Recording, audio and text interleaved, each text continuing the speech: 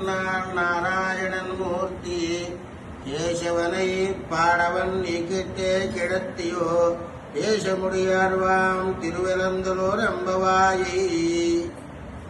ఈ 8వ దినమునందున నిన్న నిద్రలేచినటువంటి గోపికలంతా మిగతా గోపికలు అంతా కూడా కలిసి ఇంకొక గోపికను లేపుతూ ఉన్నారట. ఈ రోజున ఓ గోపకులమునందు పుట్టినటువంటి దాన, సంతృప్తి కలిగినటువంటి అందము కలదాన, భాగవతోత్తమురాలతో కలిసి అనుదినము భగవానుని అర్చించే నిజమైనటువంటి ఆనందము కలదానా అని ఈరోజు గోపికలు లేపుతూ ఉన్నారట. తెల్లవారుజాము అయినది లేవమ్మా అని లేపుతూ ఉంటే యమునా నదికి వెళ్ళేటటువంటి శ్రీకృష్ణ పరమాత్మ దర్శించి ఆనందించవలను లేవమ్మా అని లేపుతూ ఉన్నారు. లోపల ఉన్నటువంటి గోపిక ఆమె నేను లేచుటకు తెల్లవారినదా, తెల్లవారింది అంటున్నారు కదా, ఇంకేమైనా తెల్లవారుటకు ఆనవాళ్ళు ఏమైనా ఉన్నాయా అని అడుగుగా, పోనీలేవమ్మా నీవు నలుదిశలా కూడా కీచు కీచుమని భారద్వాజ పక్షులు పలుకులు వినటం లేదా? ఆ పక్షులు లేచి ఆహారం కొరకై వెళ్ళి శబ్దములు నీవు వినటం లేదా? అంత పరధ్యానమేమమ్మా నీకు?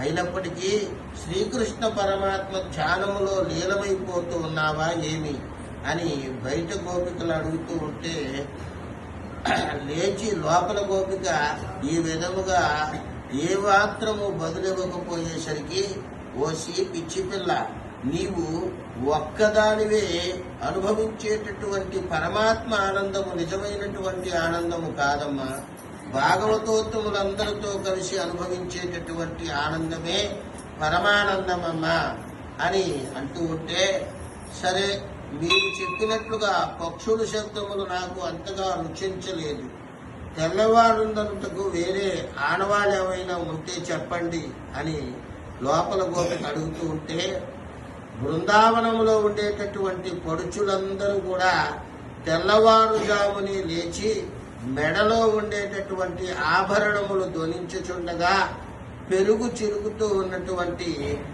ఆ యొక్క శ్రమ పడటం వలన వారి యొక్క పరిమళ కేశపాశములన్నీ కూడా విడిపోయి వాళ్ళకు ఉండేటటువంటి ఆ కాళ్ళ గజ్జలు ఆభరణములు మొదలగు కలదలాడుతూ ఉన్నాయి. పెరుగును చిలికినటువంటి ధ్వని నీకు ఏమాత్రం వినబడటం లేదా అమ్మా? తెల్లవారిందందుకు ఇంతకంటే మంచి ఆనవాళ్ళు ఏముంటాయి అని అంటూ ఉంటే, మా అందరికీ కూడా నాయకురాలివై ఉండి కూడా ఇంకా పడుకొని ఉన్నామేమమ్మా? నారాయణ నారాయణ కేశవ అనబడేటటువంటి మేమంతా కూడా ఆ విధముగా గట్టిగా పాడుతూ ఉన్నా నీవు ఆలకించి పడుకుని ఉన్నావేమమ్మా? శ్రీమన్నారాయణుని కేశహంతకుడిగా పాడుతూ ఉంటే వినకుండగా ఇంకా పడుకొని ఉన్నావేమమ్మా? మీరంతా పిలిచినా ఆమె ఎన్ని విధముగా కూడా పిలిచినప్పటికీ కూడా లేవలేదట. ఈ విధముగా ఉండగా బయట గోపిక కిటికీ ద్వారము లోపలికి తొంగి చూస్తూ ఉన్నదట. కిటికీ తలుపులు తీసి అలా తొంగి చూస్తూ లోపల ఉన్నటువంటి గోపికను చూసి, గోపిక సౌందర్యమును చూచి, ఏమి తేజస్సు తల్లి నీది అమ్మా, పరమాత్మను అనుభవించేటటువంటి బ్రహ్మ తేజస్సు కలిగి ఉన్నావే, ఈ విధముగా నీ ఒక్కదానివే ఉంటే ఎలా, లేచి రావమ్మా అని ఆ విధంగా పొరుగుతూ ఉన్నారట. ఈరోజు 2వ పాసురం విశేషమైనటువంటి పాసురం ద్వారా మరి ఈరోజు గోపికలందరూ కూడా గురు పరంపరంలో ఉండేటటువంటి 2వ వాక్యమైన అస్మత్ పరమ గురుభ్యో నమః ద్వారా కులశేఖరాల వారులను మేలుకొల్పుచూ ఉన్నారు. ఈ 7వ పాసురం ద్వారా ఇందరి భారద్వాజ పక్షులు అనగా ఆళ్లవారులను అనబడేటటువంటి మహాభక్తులు వారు పాడేటటువంటి భగవద్గుణానుభవ పాటలే గ్రామాలలో విస్తరించినటువంటి మంగళాశాసనాలు. పెరుగు చిలుకుట అనగా క్షీరసాగర మదనమునందు పాలు అనగా భగవత్ స్వరూప గుణానుభవ విభూతి కలిగి ఉండటం. మదించుట అనగా మననము చేయుట. పడుతులు అనగా మహాయోగులుగా, మంగళసూత్ర ధ్వనులు అనగా ఆచార్యులు చేసేటటువంటి అష్టాక్షరి ద్వాదశాక్షరి మహామంత్రాలుగాను, కేశి అనగా అహంకారము విడనాడుట అని అర్థం.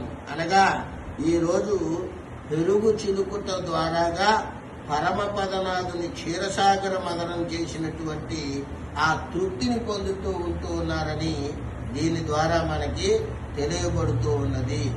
జై శ్రీమన్నారాయణ, జై జై లక్ష్మీనారాయణ. అస్మత్ పరమ గురుభ్యో నమః, అస్మత్ పరమ గురుభ్యో నమః.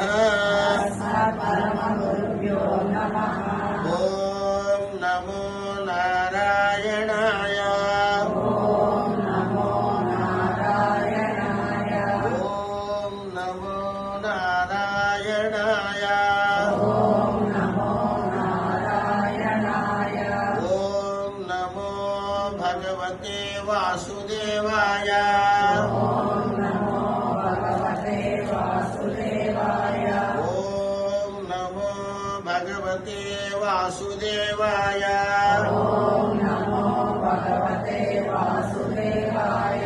జై శ్రీమన్నారాయణ.